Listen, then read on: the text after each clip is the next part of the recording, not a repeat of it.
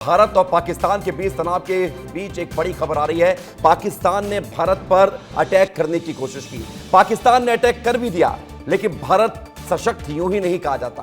पाकिस्तान के हर मंसूबों को नाकाम करते हुए पाकिस्तान की तरफ से किए गए अटैक को नेस्तनाबूद कर दिया गया। और भारत के हमले से अब बड़ी खबर यह है, जब रिएक्ट हुआ है भारत की तरफ से तो रावलपिंडी स्टेडियम तबाह हो गया है। बहुत बड़ी जानकारी आपको दे रहे हैं। भारत ने जवाबी कार्रवाई करते हुए रावलपिंडी स्टेडियम को तबाह कर दिया है। रावलपिंडी स्टेडियम में ड्रोन अटैक से तबाही हुई है। आज रात स्टेडियम में मैच भी होने वाला था।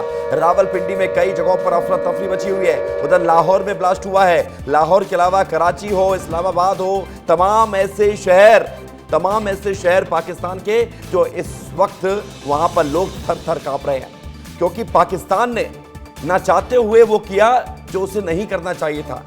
लेकिन क्या करें, पाकिस्तान की आवाम को खुश करने के लिए पाकिस्तान के प्रधानमंत्री शहबाज शरीफ कुछ भी कर सकते हैं, और कुछ भी करने का खामियाजा अब यह हो रहा है कि जब भारत ने जवाबी कार्रवाई की है तो पाकिस्तान कांप रहा है। न्यूज रूम चलते सीधे हमारे साथ प्रत्यक्ष जुड़ गए। प्रत्यक्ष, बहुत बड़ा एक्शन और एक्शन का रिएक्शन लगातार हो रहा है और भारत ने इस बार फिर से जवाब दिया है। ऑपरेशन सिंदूर जारी है। प्रत्यक्ष देखिए विवेक, जैसा हम लोग कल से विस्तार न्यूज़ पे बात कर रहे हैं कि ऑपरेशन सिंदूर यही नहीं रुकने वाला है। इसकी जो गहराई, इसका जो डेप्थ है, ये बहुत गहरा है। प्लानिंग अगर 15 दिन तक का समय लिया गया है तो इसका मतलब है कि प्लानिंग बहुत गहराई से की गई है। साथ ही बता दें कि जो HQ-9 डिफेंस सिस्टम जिसको लेकर के पाकिस्तान बहुत कॉन्फिडेंट था, ये एक तीर से दो निशाना है विवेक, दो निशाना है, क्योंकि चाइना भी इसी को लेकर के काफ़ी कॉन्फिडेंट है। अगर टू फ्रंट वॉर की बात होती है, अगर जनरल्स इंडियन जनरल्स हैं वो अगर टू फ्रंट वॉर की अगर बात करते हैं तो वो इसी बेसिस पे बात करते हैं, क्योंकि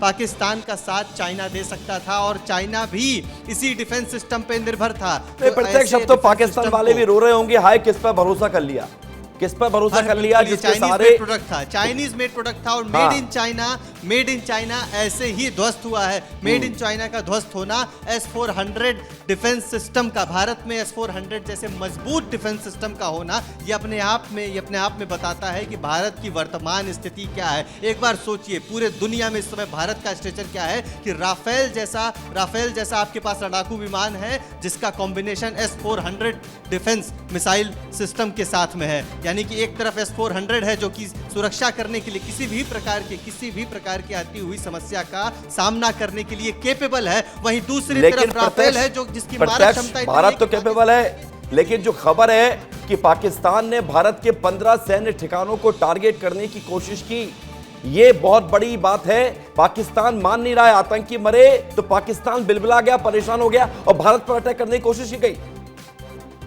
जी देखिए, बार बार ये जो कोशिश पाकिस्तान की तरफ से पहले की जा रही थी, लेकिन S-400 पहली बात तो डिफेंस सिस्टम जो है वो बहुत स्ट्रांग है, और दूसरी बात ये कि पाकिस्तान लगातार जो भारत को क्षति पहुंचाने की कोशिश कर रहा है, इसी के कवायद में एक बार ये इस तस्वीर को भी हम लोग याद कर लेते हैं विवेक। जब पीओके में जब हिजबुल के लोग, जब पीओके में इजराइल में आतंक फैलाने वाले लोग आते हैं और ट्रेनिंग दे करके चले जाते हैं, उसी इजराइल को प्रताड़ित करने वाले लोग जब आते हैं और पीओके में आतंक का कोचिंग दे करके चले जाते हैं, और वही इजराइल जब भारत को ड्रोन पहुंचाता है, और साथ में तोहफा देता है। देखिए, मुश्किल वक्त कमांडो सेक्टर और मुश्किल वक्त दोस्ती है प्रत्यक्ष, ये दोस्ती है, जैसे तुम्हारी हमारी दोस्ती है, ये दोस्ती है। अगर मेरे ऊपर कोई संकट आएगा तो आप खड़े होंगे कि नहीं होंगे, वैसे ही है ये दोस्ती।